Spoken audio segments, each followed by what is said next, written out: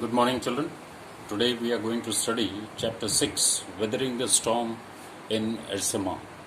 Supplementary reading. Written by Harsh Mandar. First of all, about the author, I will tell you the theme of the story, short summary, and you'll then note down the main points which I have written on the board. About the author, Harsh Mandar was born in Shillong in the year 1955. He is a writer and a social worker. He has worked as an IAS officer in the states of Madhya Pradesh and Chhattisgarh for almost 2 decades, mainly as the head of district government of tribal districts. He is associated with social causes and movements such as communal harmony, Dalit, tribal and disability rights, the right to information, homeless people, custodial justice and bonded labor. He writes regularly on issues of social justice. His books include Unheard Voices, Stories of Forgotten Lives, Fear and Forgiveness, The Aftermath of Massacre, and The Ripped Chest, Public Policy and Poor in India. He was awarded the Rajiv Gandhi National Sadbhavana Award for Peace Work and M.A. Thomas National Human Rights Award. Now, the theme of the story. Weathering the Storm in Ersama is a description of a brave acts of courageous boy named Prashant. He helped and guided the victims of floods who gathered at Red Cross shelter in his village in Orissa. He inspired each person of the community to help one another. This lesson tells us the importance of young segment of the society. They can together work for the community and the society. During the natural calamities, they can help, guide, and save the community with medicines, care, material, and food. The value of the young is recognized at the time of the need. This is the moral message. Now, the short summary. Prashant visited one of his old friends in Ersama in the evening of 27th October 1999 when a storm arrived. The black storm gathered there. Heavy and continuous rain filled the darkness. Trees were uprooted and everything was destroyed. Prashant was worried about his family in the village. He did not know what had happened to them. He decided to go back to his home. He started his journey to the village. On the way, he found 2 friends of his uncle. They were also returning home. On the way, they pushed away the dead bodies of children, men, women, and skeletons of animals. Finally, they all reached the village.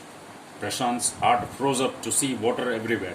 At first, he met his maternal grandmother at the Red Cross shelter. She had become weak with hunger. There was a fatal scene at the shelter. Around 2,500 people had taken shelter there. The people survived on green coconut. Prashant took up the lead. He organized a group of youth and elders. He became the leader of the village and sent a delegation to the merchant and got the full quota of rice for the people taking shelter in the shed.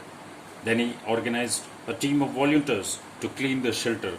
On the 5th day of the camp, one military helicopter dropped food packets but did not return again. Then the youth task force was set up. The group deputed the children to lie on the floor. They had empty utensils on their stomach, but they were not able to communicate the passing helicopter that they were hungry. Finally, the helicopters dropped good quantity of food there. Prashant brought orphan children, made a shelter for them. He asked some of the women to look after them. With the help of the NGO, he started Food for Work program. He also engaged few of volunteers to help the widows to start their lives again. After months of devastating cyclone, people seek Prashant's help in their days of grief. Now, the main points, children. Please note down. Prashant visited Ersama to meet his old friends.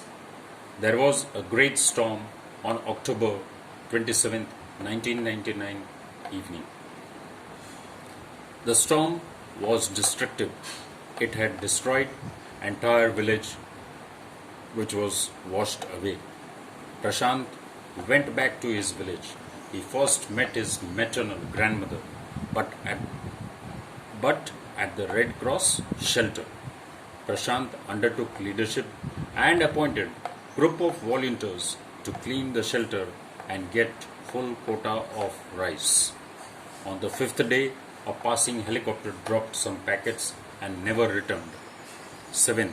The youth advised children to lie down on sand, put empty vessels on their stomach to communicate to passing helicopter that they were in need of food.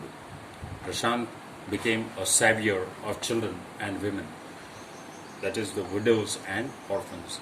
He organized a program, Food for Work, with the help of an NGO. So that's the chapter number 6. Have a good day.